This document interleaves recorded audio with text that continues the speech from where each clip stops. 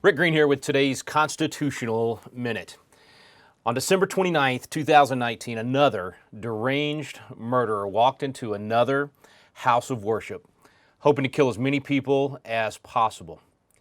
But just 1.9 seconds after the murderer fired the first shot, he and his evil plan were literally stopped dead in his tracks by a citizen's perfectly executed, well-trained self-defense response.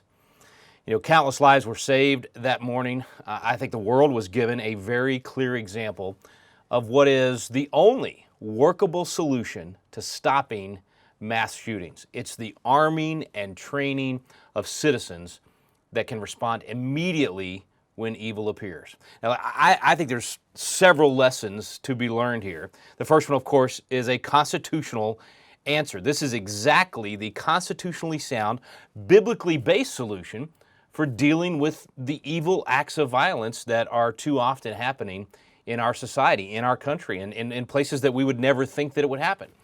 And this is why the American founding fathers put the Second Amendment into the Constitution.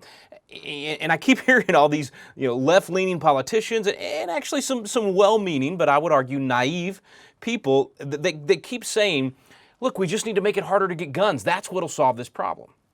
That response to me, the only thing that immediately comes to mind is that the response that if you just make guns harder to get, you'll stop the evil.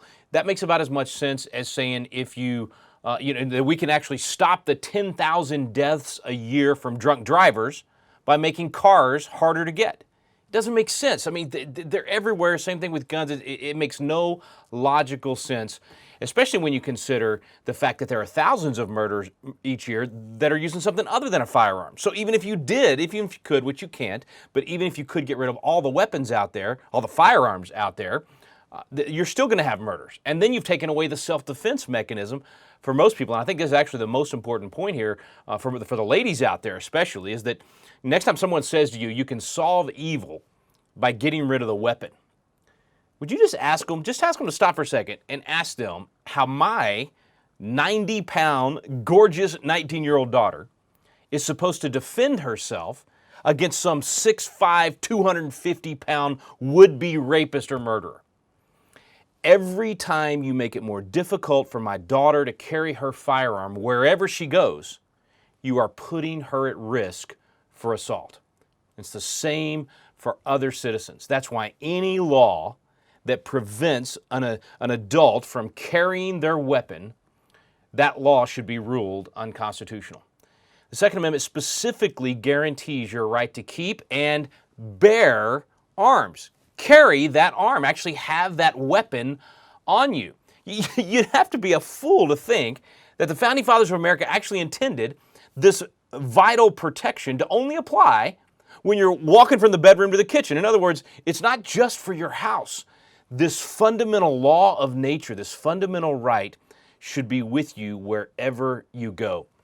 Just think about all the shootings over the last few years at Walmart, at music festivals, other public places. The police cannot be everywhere all of the time. We need armed and trained citizens. Most importantly to you and your family, you need to be armed and trained.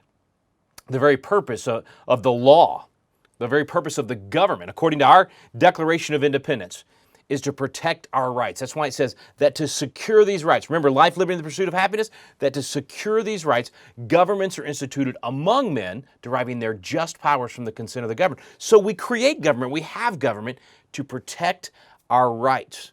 When government and the law is used for the opposite, to actually disarm you, it's doing the very alternative of what it was intended to do. It's supposed to be protecting your rights, instead it's taking away your rights.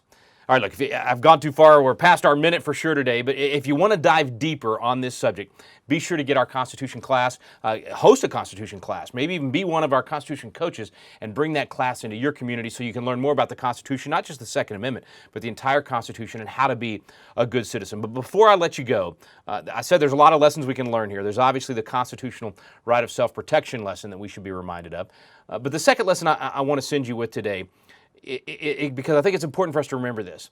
One of the most important things we can learn from today's story is that you don't stop this kind of evil. This man that walked into this house of worship hoping to kill as many people as he could. This was a wolf after the sheep. And he went into that Texas church hoping to do as much damage as possible, take as much life as he possibly could. You don't stop that kind of evil without planning and preparation. The good guy, Jack Wilson, the citizen with a gun, was 71 years old.